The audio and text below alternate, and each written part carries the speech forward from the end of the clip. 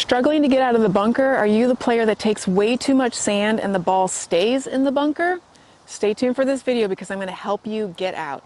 I'm Dr. Allison Kurt, PGA Master and LPGA Master Professional, and today we're going to talk about how to get shots out of the bunker by looking at the club face, by looking at how our lead wrist is working, interaction with the sand. Make sure you stay tuned for this whole video so that you can be a successful bunker player. Now this is going to be looking like a live lesson.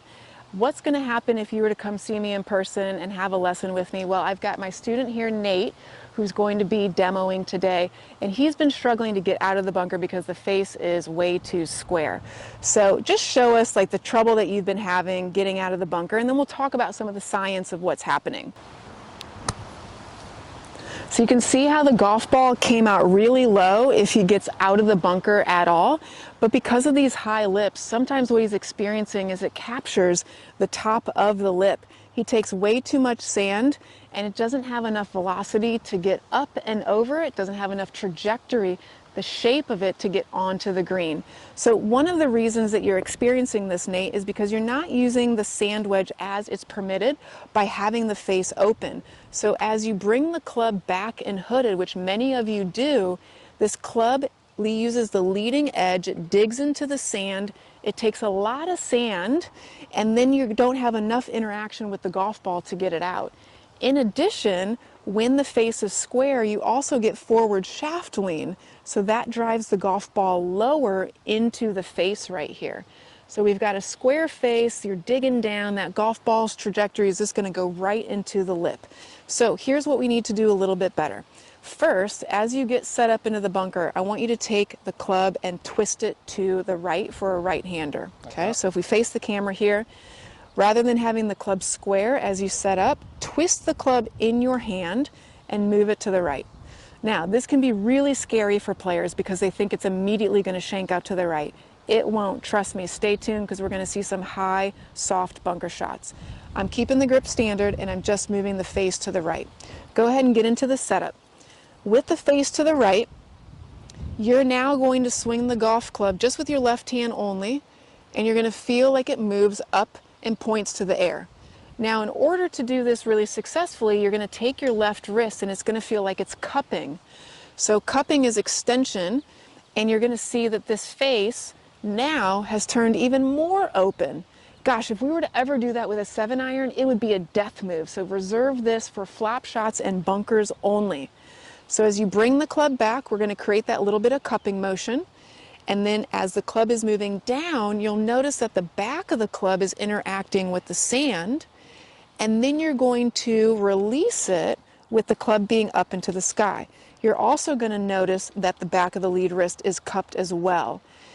One easy way to think about this is the face points to the sky the whole way through, and then it points back to you. So just do a couple of air swings with the lead hand, feel it get cuppy, then swing through, back of the golf club touches the sand, and then you would have the release pointed up into the air and the face points back to you. So all of you that are watching from home, you can see that there's a lot of openness with the golf club. Anytime you have the face, or I'm sorry, anytime you have the wrist that's bent back, the face is open. Anytime the wrist is bowed this way, the face is going to be more closed.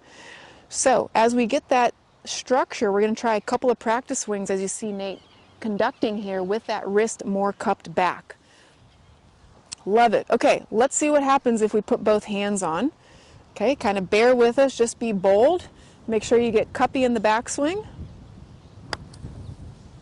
Clipped a little bit underneath the ball, too close. So used to digging it that this is going to feel like it skirts and slides and glides along the sand. There you go. Okay, so I want you to put the ball a little bit more forward in your stance towards your front foot. Go ahead and set up. We've got this where the face is really open. We allow the club to match up with the hands here, and then on the way through we're going to have that rehinge and the face is going to point back to you. Ball more forward.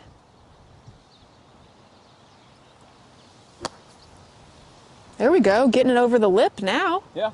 Okay, so let's switch spots for just a moment. You stay right here.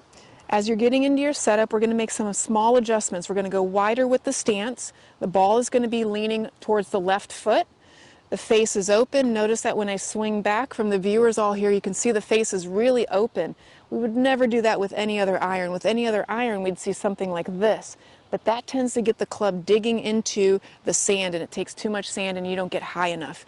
So with the face open, you add the cup, and then as you swing through, splash the sand, and you'll see the rehinging right here. Giving that some practice with cupping the lead wrist, the face stays open the whole time, the golf ball pops up nice and soft. Let's go ahead and give it another try. Let me get you a couple more balls. Good, go ahead and try a practice move into the sand. There's the wide stance. Pressure stays on the left side of your body. Excellent. Okay, let's go ahead and try it. I'm going to move the golf ball a little bit closer to that left foot. Face open, get cuppy.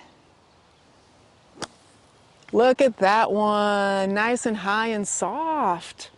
Now you can't just do one and done. You've got to validate it. You got to show me 2 in a row, Nate. That means that you've actually learned what we've done.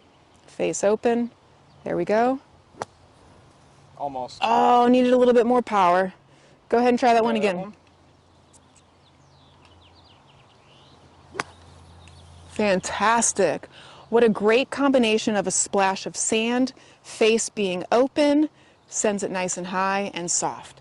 So if you're struggling to get the golf ball out of the bunker because you've got the face way too closed and you're digging up too much sand, the trajectory is too low and it's ramming into the face, go ahead and try to change this lead wrist structure. Add a little bit more cup because that's your face opener. Let it bang into the sand, rehinge, and you're going to see some high, soft bunker shots come out. So make sure you hit like and subscribe. Stick around and wait around for some more YouTube videos to help you improve your game. Look forward to seeing you next time.